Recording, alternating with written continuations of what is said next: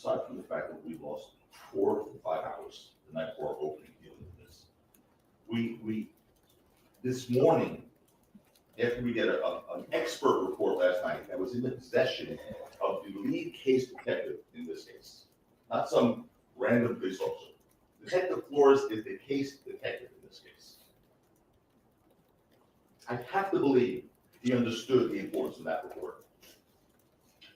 He testified at preliminary hearing.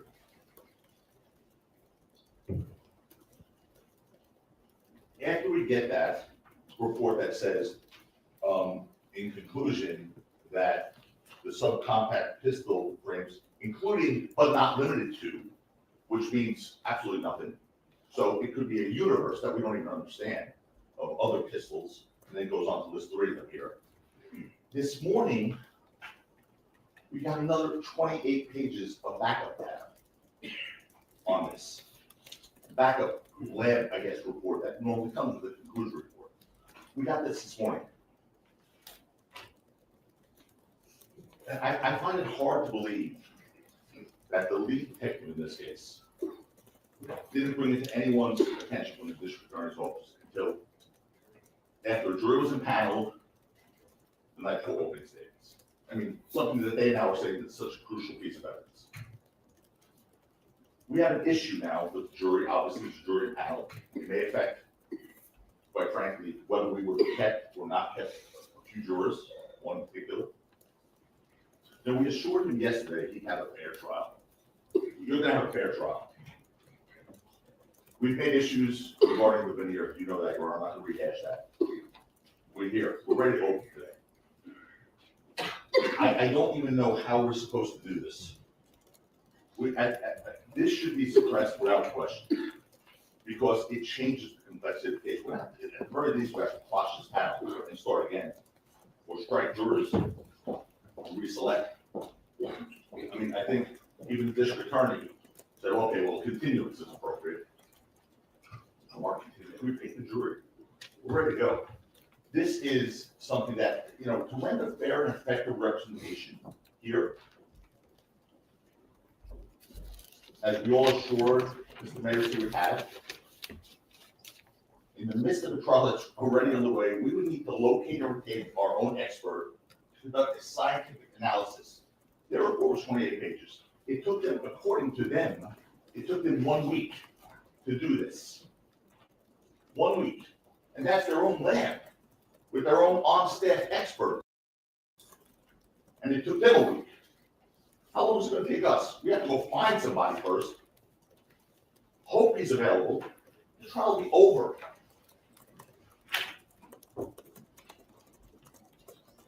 We also have to make arrangements for the physical examination of the casings, scientific testing. I mean, if you look at their report, I mean, they cite like some of the basis for their findings is the internet. They went on and cited all these websites and forums.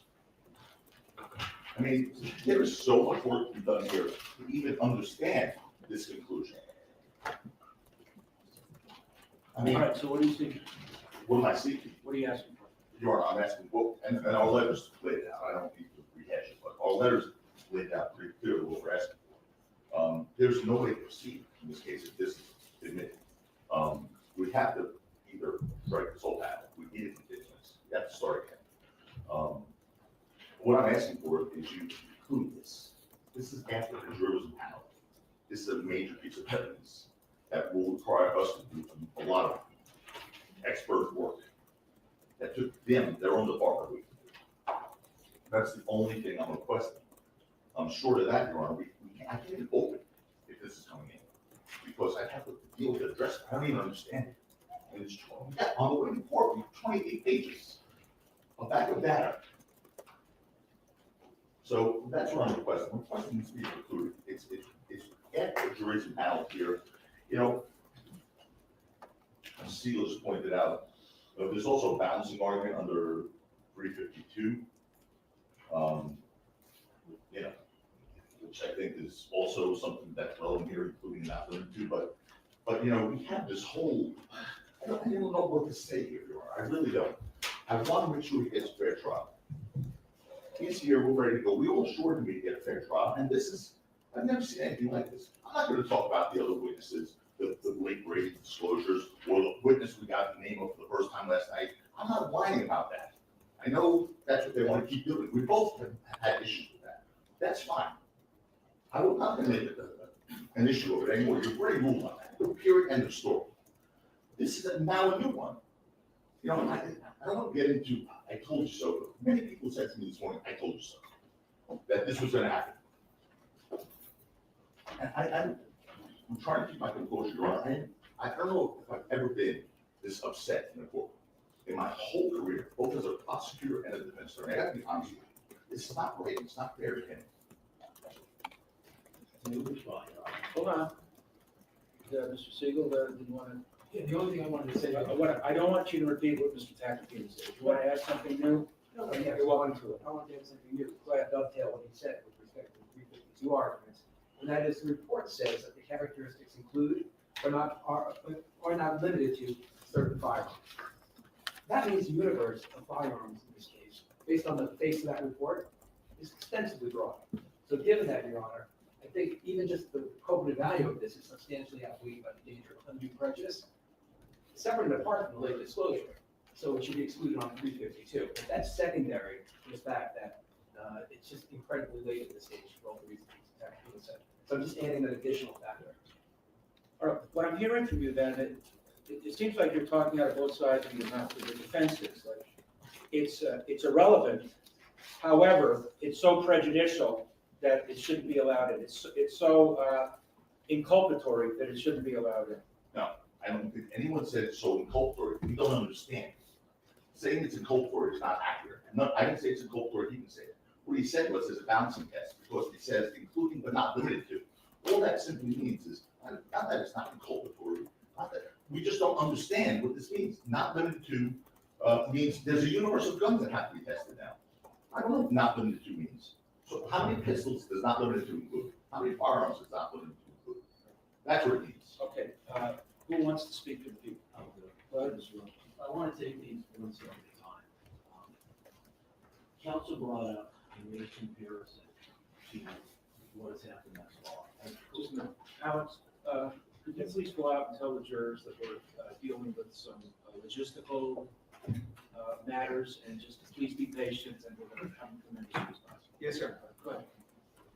One, as the court is aware, there is no logical reason why either Robert Hamadai's division or the DA's office would have in any way not turned this over. It's very clear that this evidence only helps our case. Although again, as the court pointed out, on the one hand, Mr. Tacopina says, client cannot get a fair trial. This is so apparently damaging.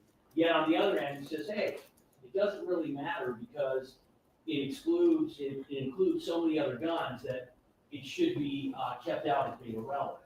But what's very clear is, and I didn't appreciate the comment, when Mr. Tacopina suggests that he can't believe that the DA's office did not know about this in advance, when I spoke to him on the phone last night, that is not what I heard. What I heard was say, listen, this is a problem for us.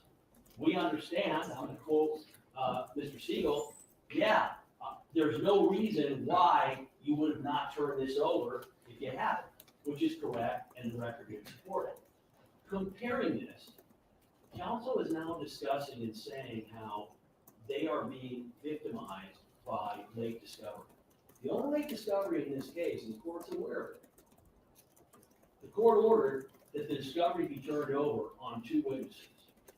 It should have been turned over before the court ordered it. I don't want to deal with something that we've already dealt with. Okay. I understand about the 2 defense witnesses.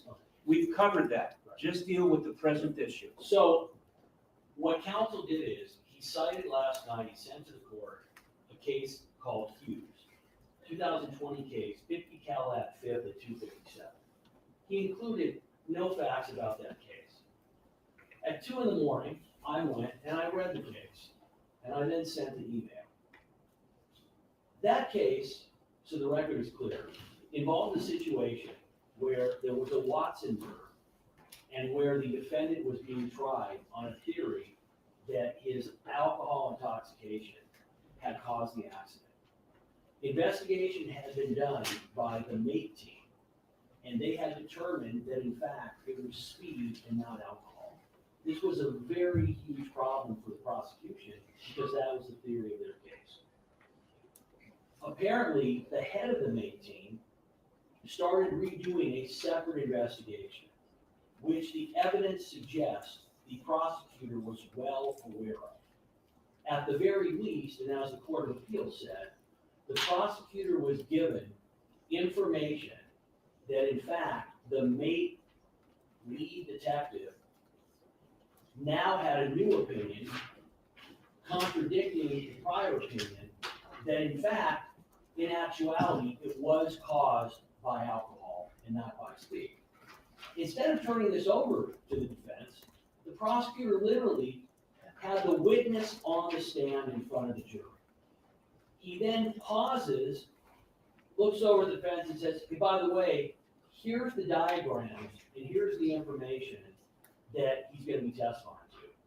The defense is obviously horrified because it's the entire case. The defense asked for a mistrial. They asked for a continuance. They were both overruled.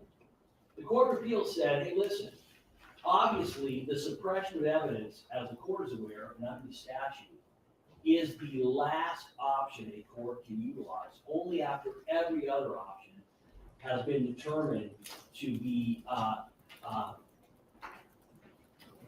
not harsh enough or not accurate enough in addressing and solving the situation. Court of Appeals said, hey, listen, Judge, you had a chance to do less remedy, you didn't do it. The jury ended up convicting, and the case was reversed. To compare that case to the facts of this case, it is distinguishable for the following. Number one, that evidence was not just inculpatory, it was the entire case. Number two, the prosecutor, for a tactical advantage, which the Court of Appeal basically said in a footnote, that although the original trial judge had found no prosecutorial misconduct, that in essence the record didn't support it, meaning that there was misconduct that the prosecutor knew. The prosecutor decided, for a tactical advantage, that he was not going to turn it over. He then did it while the witness was on the stand.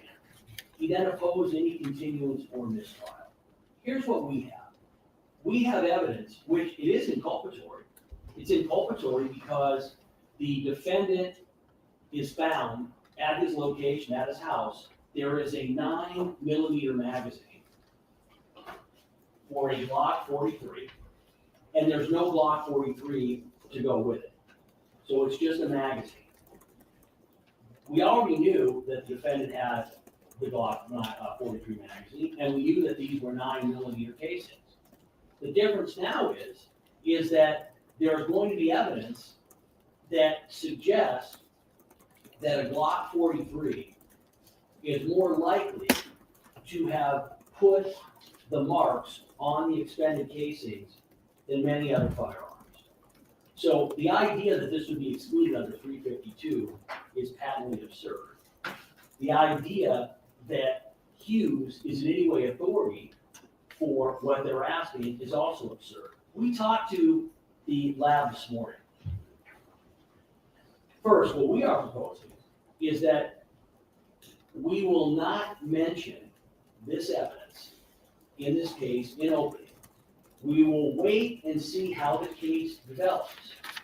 As the court is aware, and the court is aware of this from the discovery of the witnesses that we got the day before we started trial. The defense is now claiming not only that it was a starter pistol, but they are claiming that the 9mm magazine, which was found at the defendant's residence, actually belonged to the defendant's manager, and that he is going to testify. So let's look at how this plays out. If the defense ends up being that in fact this 9mm magazine belongs to the manager, that in fact what was used at the scene was a starter pistol / prop gun, then although we don't believe that's credible evidence, that is where they're going. So here's what we're asking. One, there's no late discovery instructions, because as the court is aware, and maybe counsel is not, to have a late discovery instruction, the court has to find that we had the information and didn't turn it over. There's no reason why we wouldn't turn it over, and as soon as we had it, we turned it over. And as the court's aware, I've been trying cases in front of His Honor for going on 30 years. As soon as we found this evidence, we contacted the court and we contacted counsel. Number two, the lab has told us that basically what they did in this case, to have someone else examine it is a very quick examination.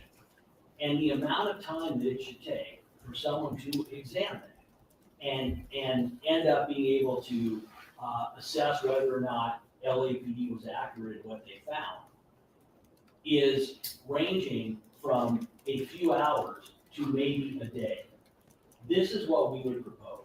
We would propose that at this point in time, we will not mention this in opening statement. We will see how the case develops. We will, if we believe that this is evidence that is going to be important, we will ask to admit that evidence later on in the trial. In the meantime, we will make arrangements for counsel, and they can hire any qualified firearms expert. I want to distinguish between Hughes and this case. Hughes was an extremely complicated accident reconstruction involving a vehicle where multiple individuals died. It was very time consuming. It's an extremely complex investigation. This is very minor and simple ballistics interpretation. So we will make it available. We already have sent our investigators to recover the evidence. I don't know if they already have it. We believe they already have the evidence. They have it with them. And we will get it to the defense. This is related to the other issue, so I just want to make sure that this is clear. Counsel seems to be under the impression that the court has now changed its ruling and that we are not allowed in our opening statement to address the idea, which the court previously ruled we could, that we did not find out about this defense until the 20th. The court had said previously on the record, yes, Mr. Lewin, you guys can address that issue in opening. I will decide whether I'm going to issue a discovery instruction later. Counsel believes you've now said we can't do that. I did say that. Yes, they did. Yeah. I did. I had said yesterday that the purpose for an opening statement is to give the jury an idea of what the evidence, what you believe the evidence will show. Talking about late discovery, that's argument. So as far as your opening statement, I don't want you to mention anything about, you just found out about a starter pistol. That is not part of what the evidence will disclose. I talked about that yesterday. So you're, but I am correct. The court's original ruling was. Yeah, that is what I said. Originally, I said, yes, you can bring it up. Okay. But then after thinking about it, that's not part of an opening statement. So I don't want you touching it. Okay, Go on with the present issue about the ballistic. So where we sit right now is that counsel is arguing two inconsistent positions. They're arguing that this evidence is so damaging that we have to start over. Now, that's not in a vacuum. It's very clear that the defense is not happy with this jury. They made it clear. Hold on. No, don't interrupt. Okay. He didn't interrupt you, don't interrupt him.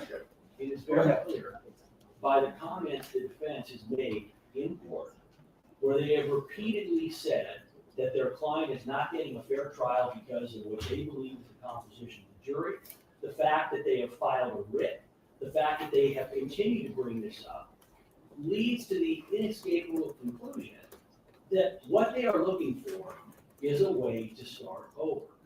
I believe, Your Honor, that what we have proposed is more than fair Because in the end, Your Honor, they're arguing it both ways. As the court mentioned before, I ever pointed out, they're arguing, if you let this in, Judge, my client can't get a fair trial. Oh, by the way, what's the value of this anyway? What does it matter?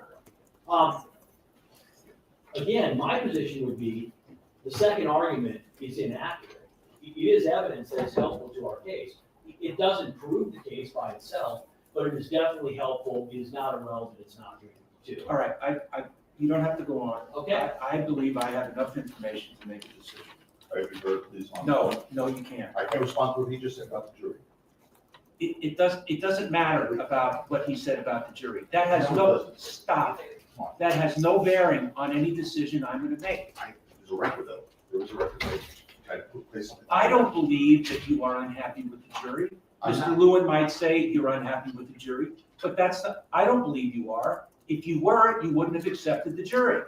I believe that both sides are satisfied with this jury and that both sides will get a fair trial. You don't need to respond to it because it doesn't matter whether he does or does not think you're happy with the jury. I believe that you are satisfied with the jury.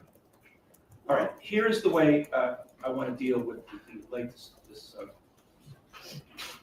recently finding out about this ballistic report. Everybody at the table, all counsel, to me, has great credibility. I accept what all of you say. I don't believe that there's been any nefarious conduct by anybody. If this late report involved, all of a sudden, it was disclosed that a witness, an additional witness positively identified Mr. Mayers as the shooter, that would be very critical and crucial. If a witness came forward and said, yeah, Mr. Mayers confessed to me that he shot a relative, that would be very critical and crucial. If a firearm, if a 9mm was recovered, that could be ballistically compared to the casings, and that just became discoverable or became disclosed, I think that would be critical. But that is not what happened here. What I'm seeing here is that the casings that were recovered were examined, and the opinion is they could have been fired from a Glock 43 or any other number of types of 9mm.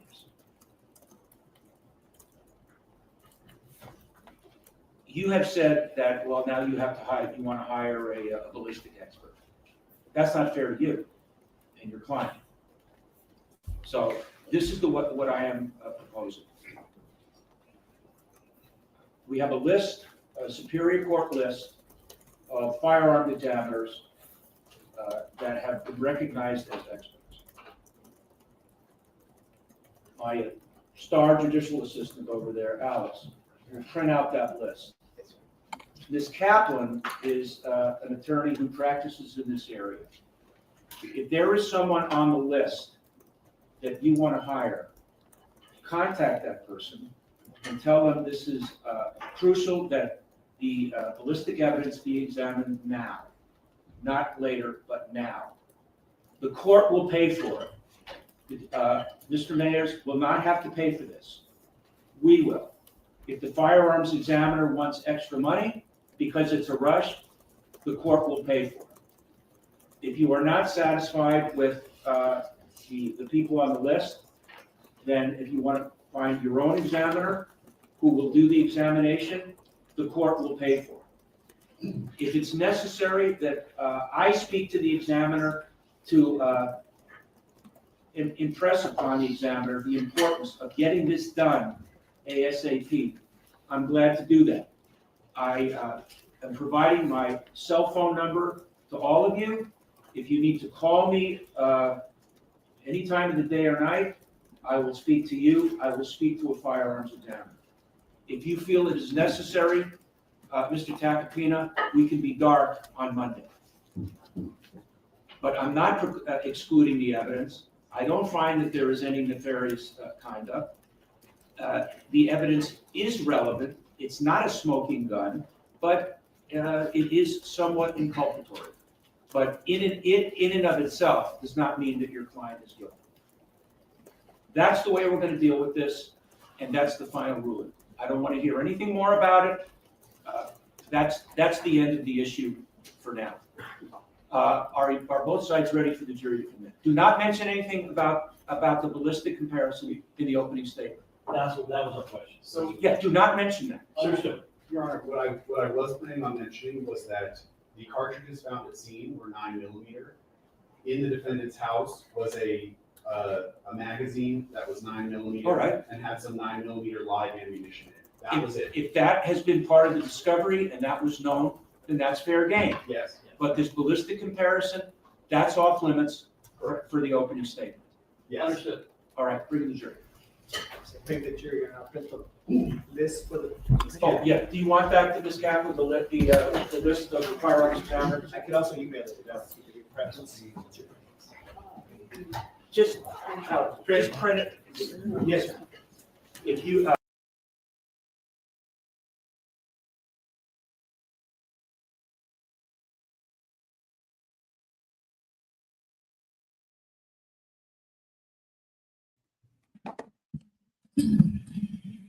Hey cousins, how y'all doing? Is it over? I'm not sure if it's over. Hold on. Outside the jury's presence.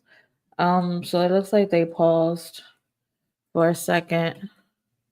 But what's up, cousins? How y'all doing? ASAP. ASAP is he's gambling with his life right now. But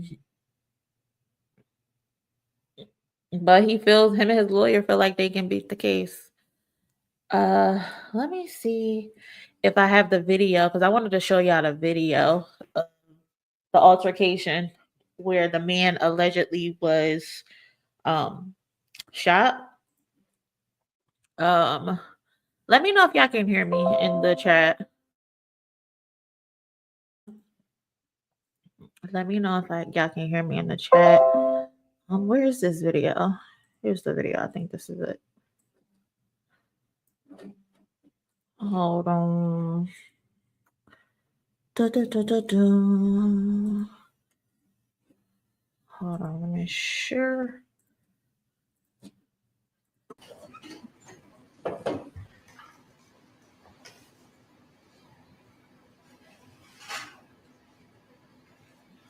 So this is Rocky getting into an altercation with the guy who alleged that he poo-pooed him.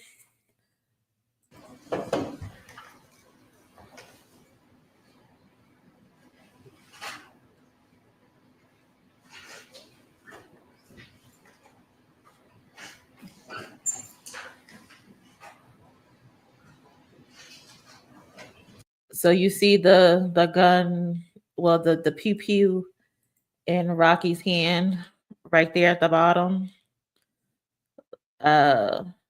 Rocky is claiming it was a prop gun, but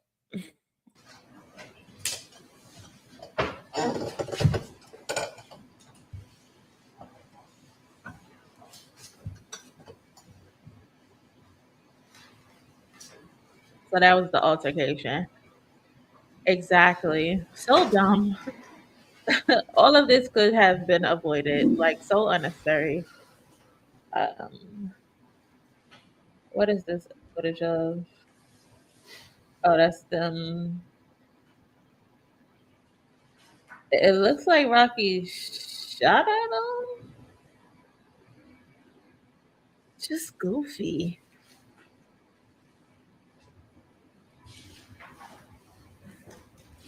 And my question is, where's Rihanna during all of this? Like, where's Rihanna during all of this? Rocky, you're wildin'.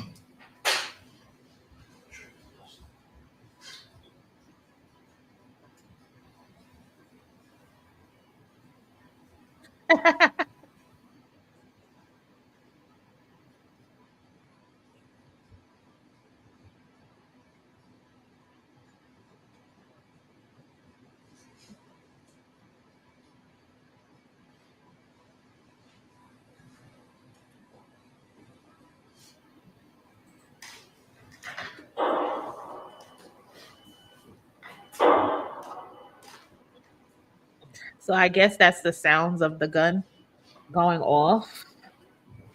Oh, let me see if I can go back.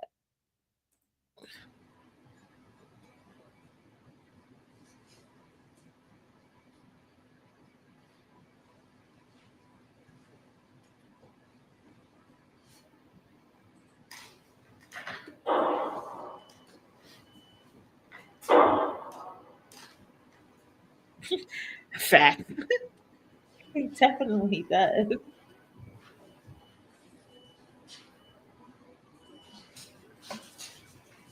So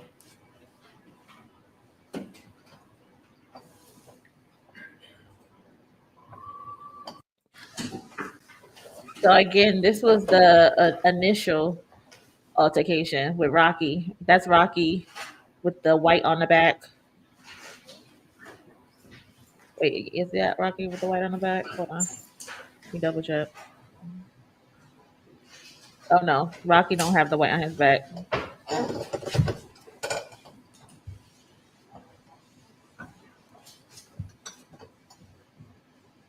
I hope there's something to prove. Yeah, she wasn't in the studio, that's for sure. Take that 180, bro. That's not a sound of a prop gun. That's actually a blicky sound. Yeah, they have cameras tracking him all over the place. Yeah, they have every single step that he made, y'all. Every single step that this man made. And he apparently is willing to risk it. He is being charged with felony assault. Like we just saw a little bit earlier, the trial got started this morning. And he rejected the 180-day plea deal that they offered him. And unfortunately, with him rejecting that, he potentially faces up to 24 years in prison if he is found guilty. He's supposed to be judged by a juror of his peers, and it's nothing but white people, y'all. Every single juror is white, not one black juror. So not saying that they're gonna, hold anything against them, but they say you're supposed to be judged by a group of your peers. I don't know too many white people that relate to a ASAP Rocky from Harlem. So they're accusing him of firing the gun at a former associate at a hotel in Hollywood in 2021. Y'all, this happened in 2021. He was charged in 2022 with 2 felony counts of assault with a semi-automatic firearm. And today is day 1 of his trial.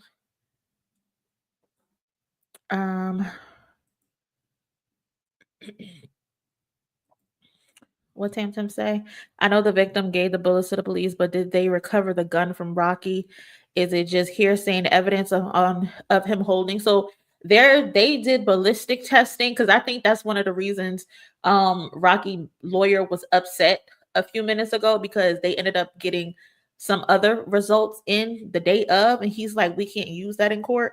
But they ended up searching his house and they found a registered gun, but I don't think it matched the shell casings that was brought to them, the bullets brought to them. So that's where the testing and stuff came in. So that's why I think Rocky was like, I'm not gonna take that 180 deal, because he's like, it doesn't match. But we'll see what comes out in the trial. But this is a weird case. He obviously got into an altercation. He obviously assaulted someone.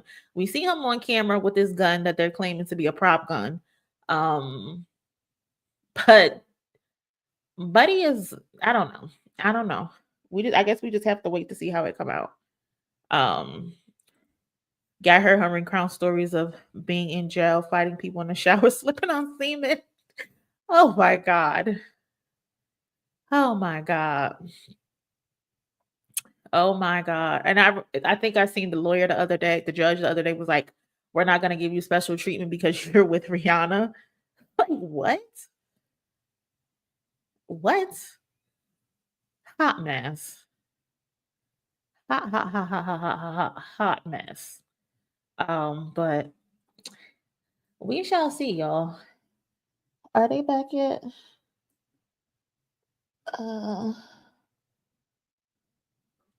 Let's see. What the hell?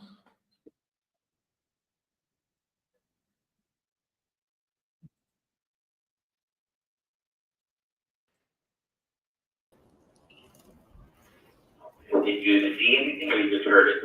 Yes. No, we watched it. Okay, what did you see? There were 4 men, and they were kind of fighting as they were walking along Argyle, and then they turned left onto Selma.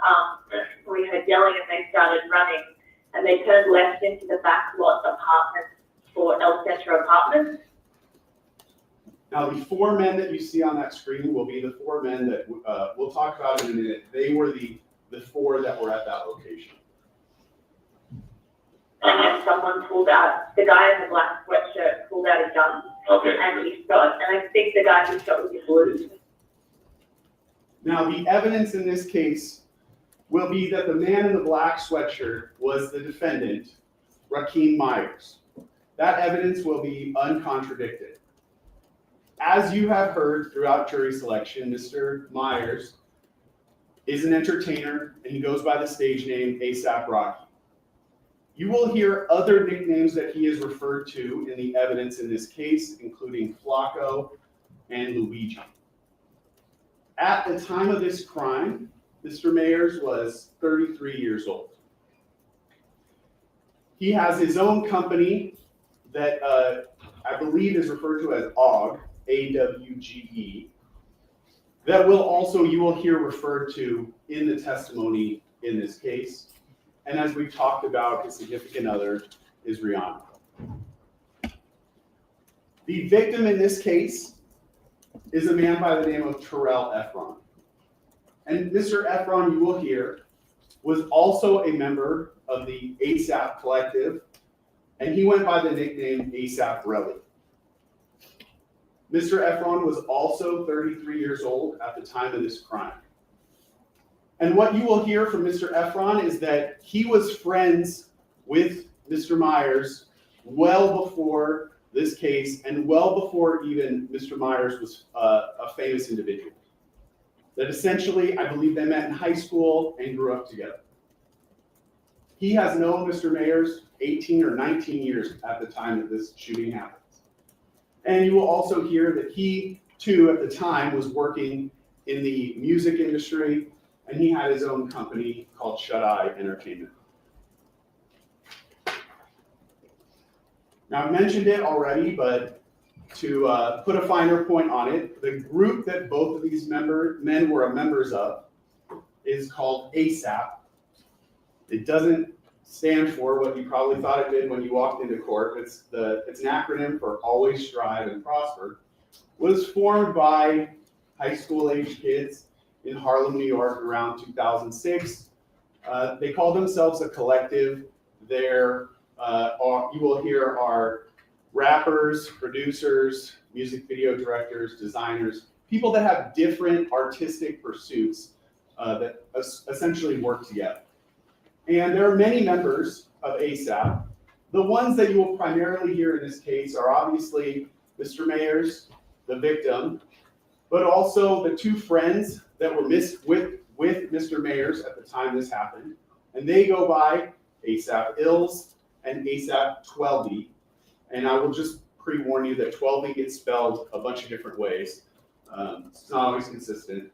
And there will be one last member that you'll hear about briefly, who goes by the stage name A$AP Bari. Sometimes people refer to him as Young Lord.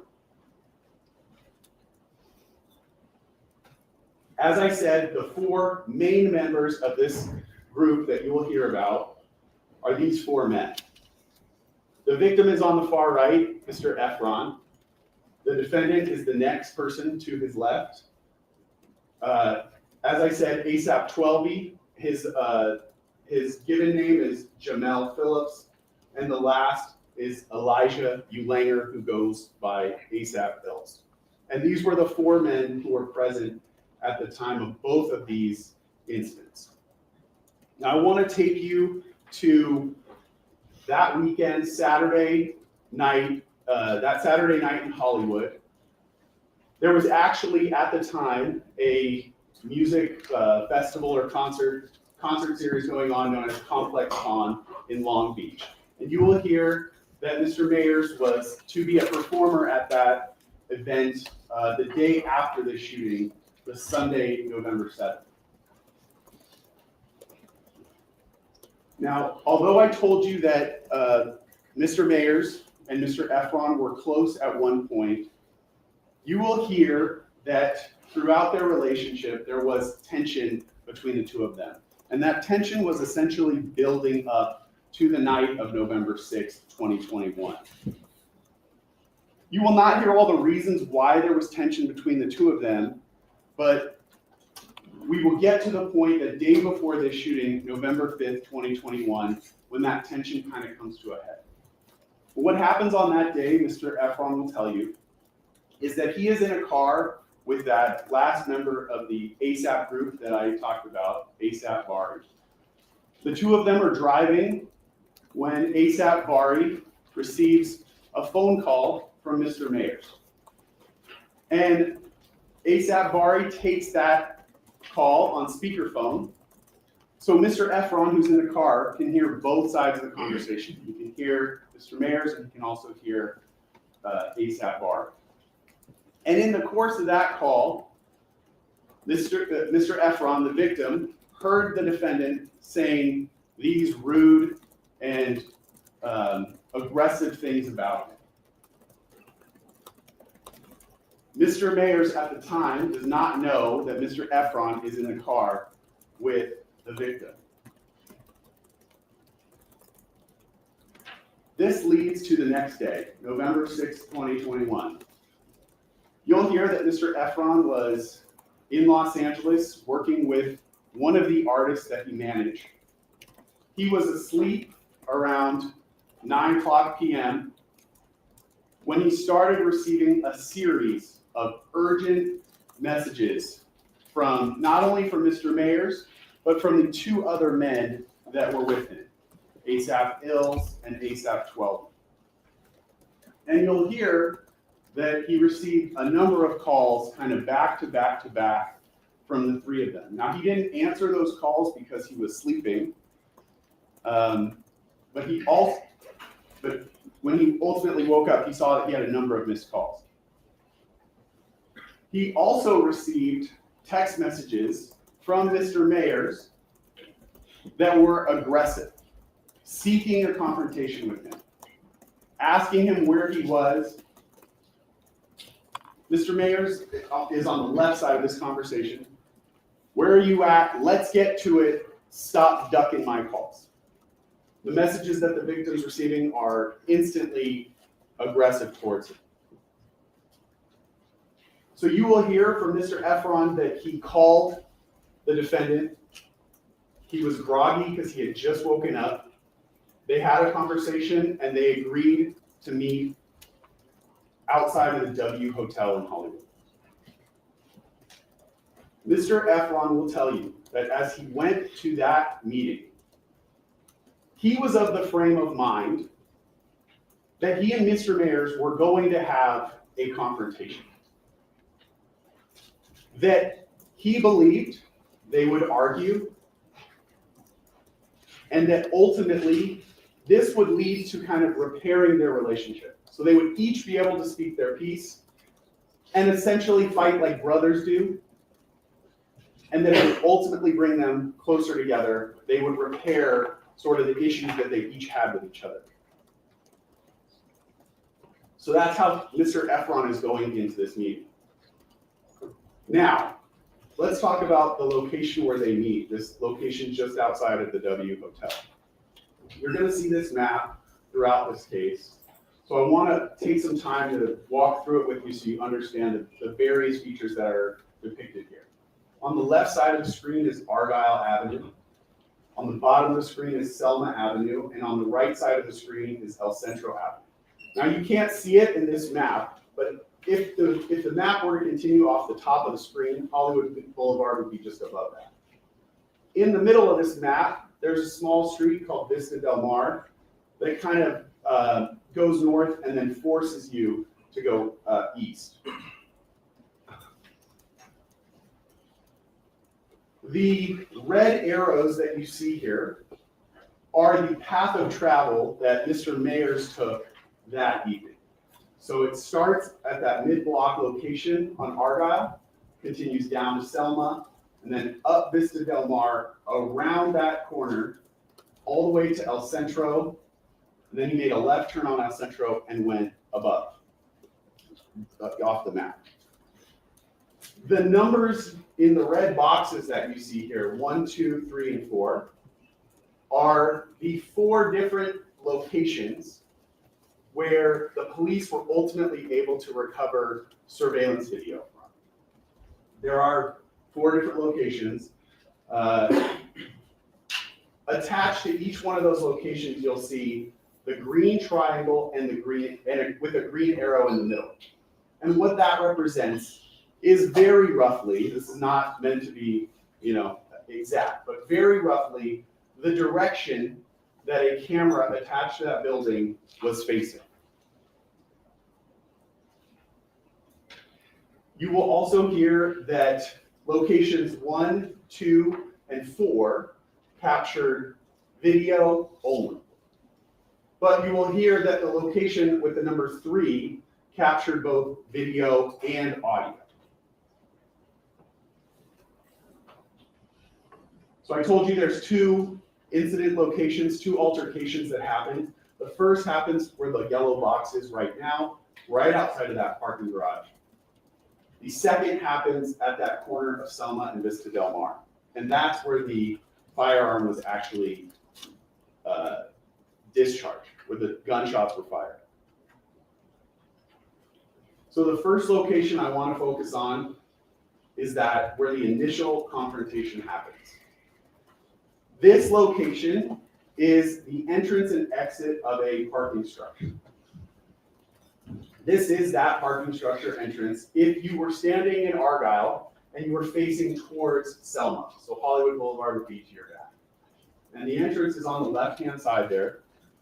And what you will see in the videos, this parking lot entrance has those hanging indicators from the roof that tell you how tall the garage is, so that if you are driving a tall car, you don't, of course there's a fly buzzing around me, you don't run your car into the roof of the parking structure. And I point that out because when you watch the video, you'll actually see that red indicator as a kind of a line through the video, so you know what that is. At the mouth of that parking entrance, there are cameras that are facing the sidewalk. Those are the first view that we saw. And these cameras capture the initial encounter between the victim, Mr. Efron, who you see there, and the defendant, Mr. Mayers. And you can see that Ills is the first one to intervene to try to separate the 2 of them. And then at the very bottom of the screen, you see 12E putting his hand to try to also intervene and help separate them. Now I know it goes by quickly, and you're not as familiar with all these people, so I want to kind of break it down a little bit for you and show you what the evidence that you're going to receive throughout this case. The first person that you see in that video is the victim, Mr. Efron.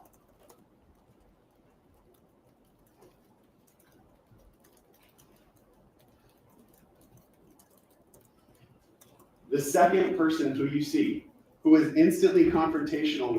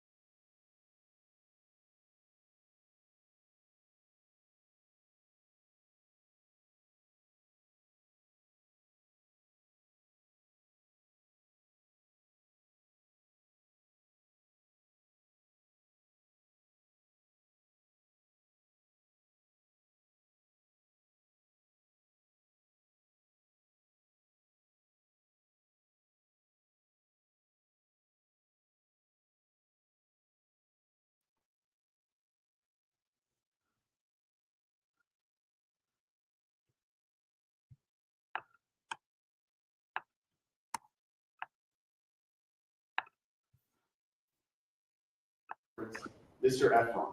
He's pulling at Mr. Efron's sweatshirt, and he's pushing Mr. Efron backward and pushes him off camera, out of camera view.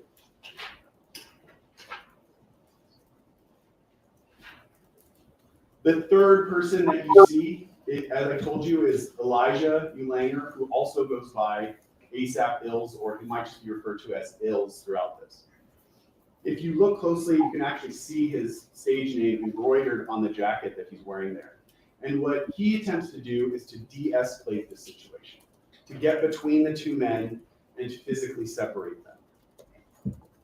And you'll see that all three of them go off screen for a period of time. Mr. Efron will tell you that during the period of time that they are off screen is when the defendant first produces that semi-automatic pistol from his waistband. He pulls it out of his waistband and he's holding it to Mr. Efron. Mr. Efron will tell you that the defendant pointed the gun at his chest and was essentially trying to point the gun around Ills, who was between them. That at the time that he was pointing the gun at Mr. Efron, he was also threatening Mr. Efron. I'm going to kill you. Keep in mind, these men have known each other for a long time. And Mr. Efron will tell you, in his state of mind, he never believed that he was going to be shot. He never believed that the defendant would actually shoot him. He will tell you that had this been a stranger, someone he didn't know as well, he would have been petrified. As you can imagine, anyone pointing a gun at you would upset you. But he knows the defendant. He knows that Mr. Mayers is not going to shoot him. He knows so much so that he'll tell you he looked at the defendant and said, if you brought a gun, you should shoot it.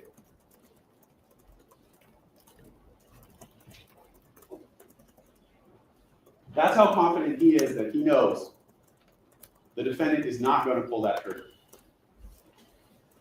Now, the fourth person you can barely see on this video as they come back into frame, I told you, is Jamel Phillips, who goes by 12E or ASAP 12. And you can just see his hand at the very bottom of the screen. When they come back on screen, and specifically, and Mr. Efron, and then 12E, Mr. Phillips, walk behind the defendant, Mr. Mayers, and Ills walked behind him as well. So the three men that had come to confront Mr. Efron walked away down Argyle towards Selma. And Mr. Efron will tell you that at that moment, his mindset about the initial confrontation changed. I told you that Mr. Efron will tell you when he first went there, he believed that this was meant to be a confrontation so that they could strengthen their relationship. But having just had a gun pointed at him and seeing another friend putting away a pocket knife, that his mindset changed, and he understood these men never came here to try to make peace with him, that it was always meant to be a confrontation. And he decided at that moment that having a gun pointed at him was sort of a bridge too far in their friendship, and he understood he was probably never going to have the same friendship, especially with the defendant, ever again. And you will hear that as the defendant walked away, Mr. Efron followed behind him and was yelling and screaming at him, even though he knew the defendant had a gun.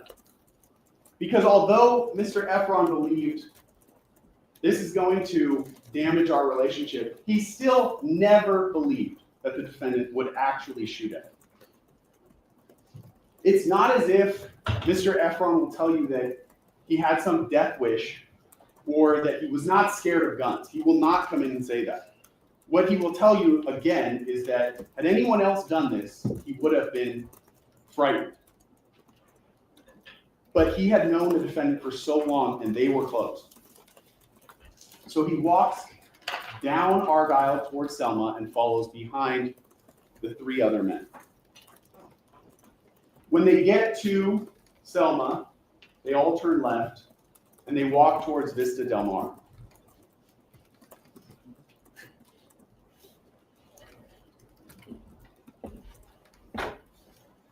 And they end up at that location we've talked about, that corner of Selma and Vista Del Mar.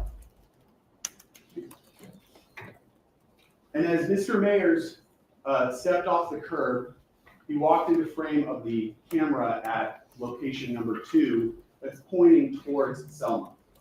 Now I want to take you, before I play the video again, I want to take you to that corner so that you can see from that night what it looks like. It's a small street with a parking lot immediately adjacent to it that were full of parked cars. And at 10:17 p.m., when they arrived at that intersection and the defendant stepped off the street corner into view of camera number 2, you will see video from that location. The video that I've played for you already and that I'm going to play for you again is from that location number 2. You will also see, that's the main video that you're watching, but you'll see in the bottom right-hand corner, there's a smaller video on top of it. It kind of has a bluish tint to it. And that video is from another location behind building number 2 where the number 3 is. And the video that you're seeing from that location is identified there by the green arrow. But what's important about that video, because the video does not capture the shooting at location number 3. What location number 3 captures is audio.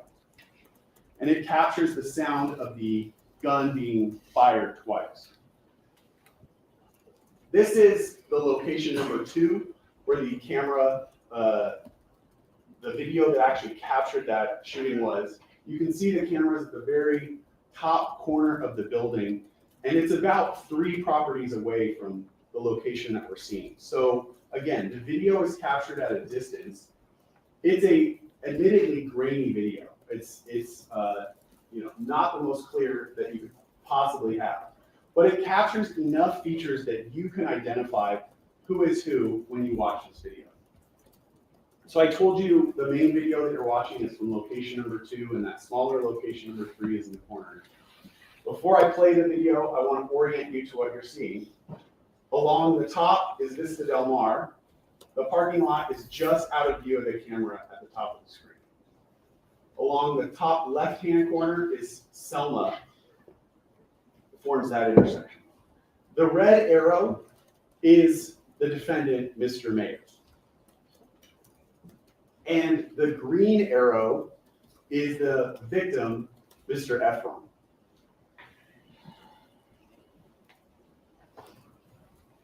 Okay.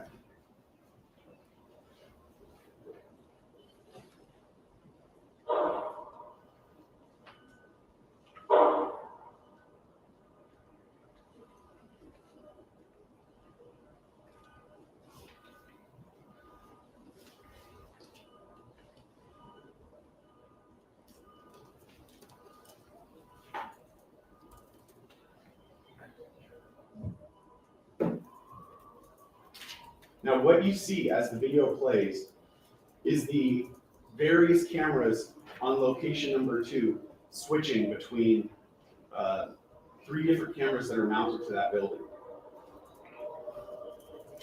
What's important about that, towards the end of the video, you'll see as Mr. Mayers is running away from the location, running down Vista Del Mar towards El Centro, he trips a floodlight that's motion activated. And when you watch the video closely, that floodlight is captured by both locations. So location number 2 and location number 3, those cameras each capture that floodlight turning on. And when you watch the videos together, you can see that moment in time when the lights flash on, line up. And that's how you know the sound correlates with the video that you're seeing playing at the same time from a different location. Now, I told you, we all know the video from location number 2 is from a distance.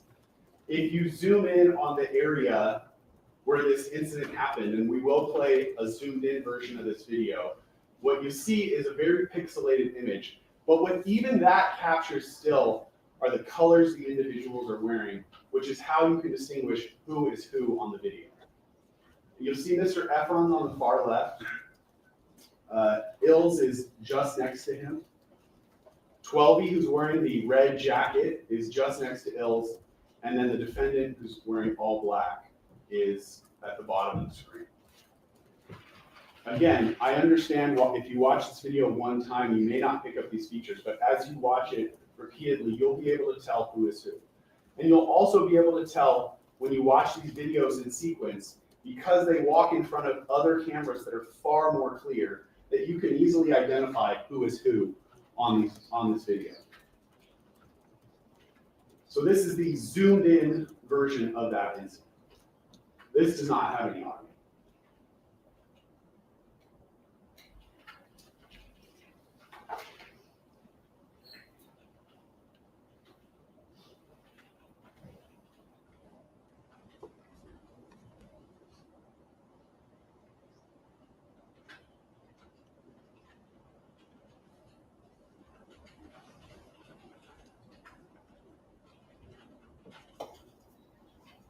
Now, as we play the zoomed in version, you'll also see that Mr. Efron is struggling with Ills. And what Mr. Efron will tell you is that immediately as the defendant turned and pointed the gun at him, he jumped behind Ills, essentially to put Ills between him and the defendant. And you'll see on the video the defendant lunging one way and then the other way around Ills, trying to get at the victim, who is holding Ills in front of him. Now, despite how dangerous this is, having a semi-automatic pistol pointed at you and discharged twice, you will hear that Mr. Efron was not seriously injured by this shooting. He has these injuries to the middle knuckle of one of his hands. Mr. Efron will tell you that at the time the shooting was happening, he immediately felt a burning sensation to his hand, which led him to believe that these were graze wounds from one of the bullets that was shot at him. Perhaps they were. Perhaps they were not. Whether or not the victim in this case was actually shot or injured by this will not be something that you have to decide at the end of the case.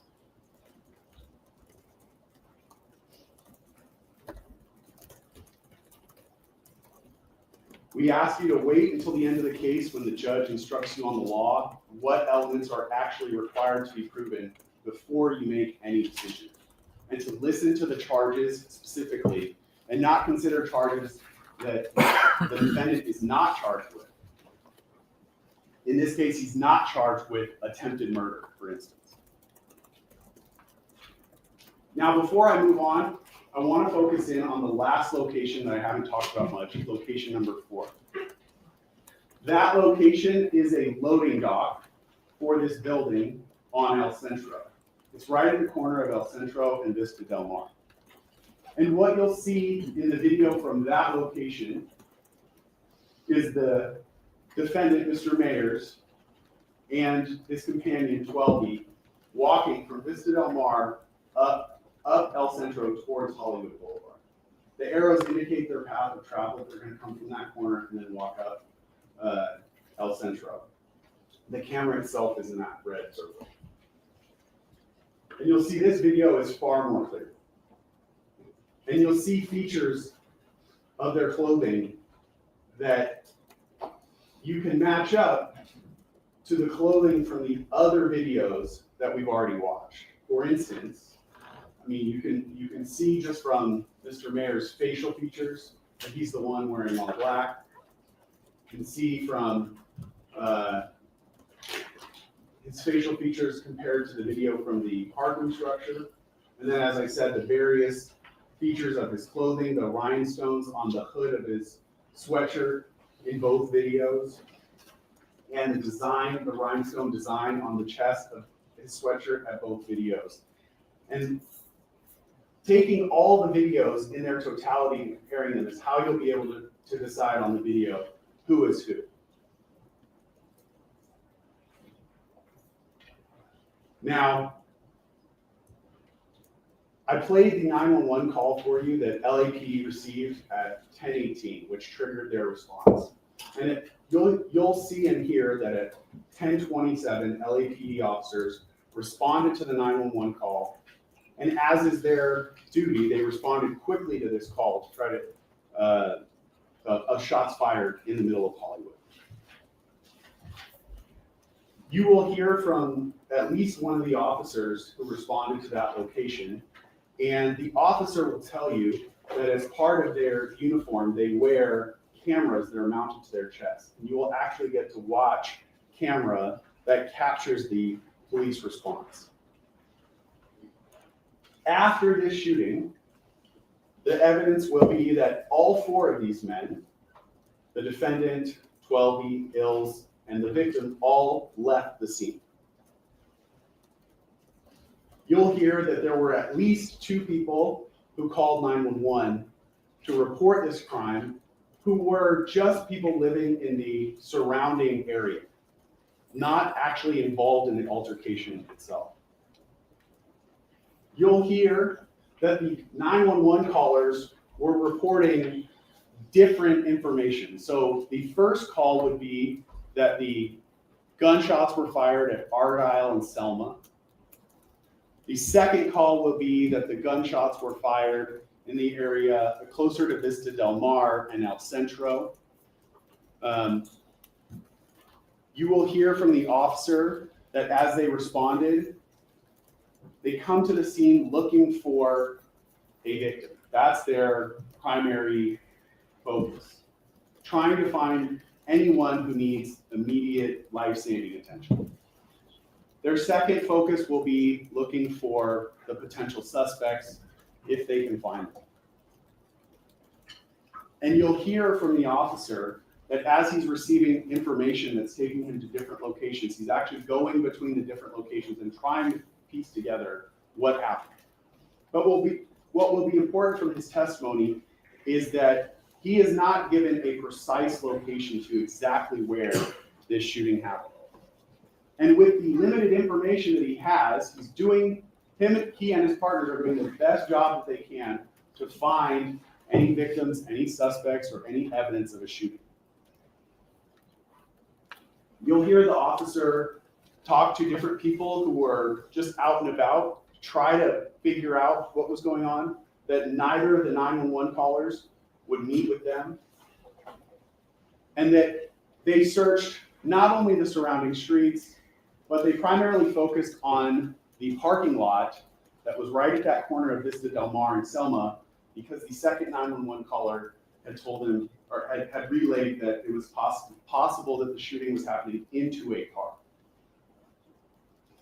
The officer will tell you that they searched the area and they did not find any evidence of a shooting. They didn't find a victim with injuries. They didn't find any of the suspects, and they didn't find any discharged cartridge cases, which are what come out of a gun after you discharge it, in the surrounding area. But again, they don't know exactly where to look with the limited information that they're getting.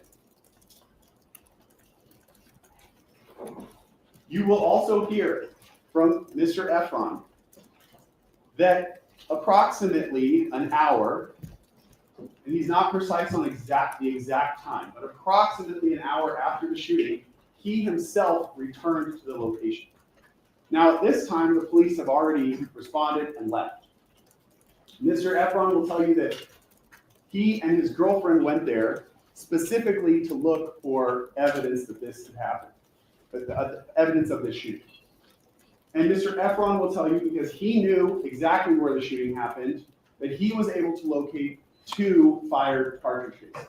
And this is actually a photograph that Mr. Efron himself took of one of the fired cartridge cases that he found.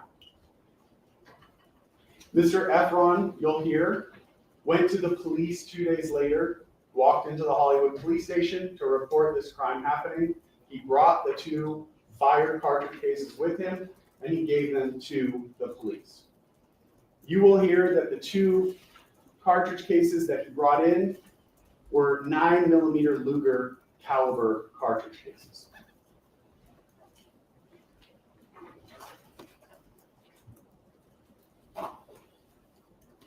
However, you will also hear from Mr. Efron that immediately after the shooting, about an hour and a half later, he started text messaging the defendant. And he text messaged the defendant, "You try killing me." That was the first message he sent to him.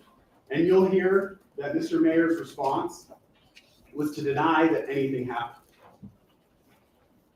The defendant, in abbreviation, says, "What the fuck is you talking about? Why are you telling people I shot at you?" Denying that any shooting has even happened. Mr. Efron confronts him again. "You set me up to try to take me from my daughter." And the defendant responds, "I tried to do what? I know you hate me, I hate you too." The defendant responds again, "Stop making shit up." Again, denying any confrontation took place. Certainly any shooting.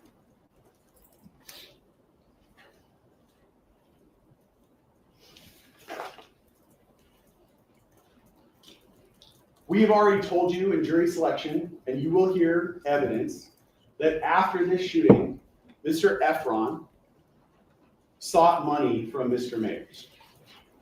In fact, hours after the shootings, this is the next day, November 7th, in the early morning hours, 3:40 a.m., you'll hear that Mr. Efron sent a message to one of his friends saying that he wants money. And identifying the reason why he wants that money is because Mr. Mayers shot at him. You will also hear that based upon these 2 incidents, the parking lot and the shooting on the corner, that Mr. Efron filed a civil lawsuit against Mr. Mayers. At the end of this case, you will not be asked to award Mr. Efron any money. So that consideration will not be a part of your what you're asked to determine. Moving forward in time, you'll hear from LAPD detectives that Mr. Mayers' home was searched on April 20th of 2022, and that during that search, LAPD detective recovered a magazine for a semi-automatic pistol that was 9mm caliber, and that it was loaded with 6 unfired 9mm Luger rounds of live ammunition. You will hear that these items were found in Mr. Mayers' bedroom closet. You will also hear that there was no handgun that was 9mm in Mr. Mayers' home that was for that magazine. So you have a 9mm magazine, but no handgun to go with it. The last point I want to leave you with before I conclude is that we expect, in this case, that the defense will call 12B, Mr. Phillips, to testify. At the time of the shooting, again, he's friends with all these participants. He's 32 years old. And it is expected that he will testify that the defendant was in fact the person on the video who fired the 2 gunshots that we hear. So it will essentially be uncontested that Mr. Mayers was the person who fired the gun at that street corner, and that he will tell you the gun that the defendant fired was a starter pistol.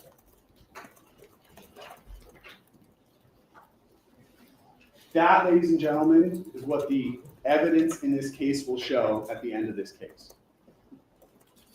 As I've said, we expect that the defense will attempt to present an alternative explanation for what happened that night. But we ask you to do one thing, which is, as you evaluate the evidence from both sides in this case, to not leave your common sense at the door. And wait until the end of the case, when you have all the evidence, to make your decision, listen to the court's instructions on the law, and return the only just verdict there is. Thank you. All right, folks, we'll take the break now.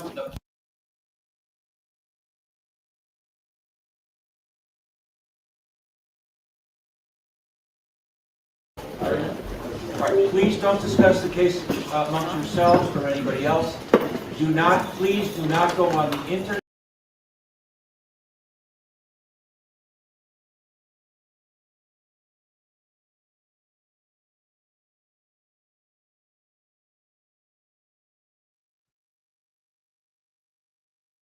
All right, Megan. So they taking a break. We see what the evidence is, and it looks a bit odd. I think someone put it in the comments, looking like a self-inflicted extortion attempt. It looks crazy, but ASAP, he feels confident that he can beat this because they offer him 180 days in jail. He denied the plea, he rejected it, and now he's facing 24. So we shall see what comes of this. Appreciate y'all stepping in and tuning in. I may go live again later today. But if not, make sure you join the Discord or follow me on Twitter. And I will catch y'all in my next one. Later.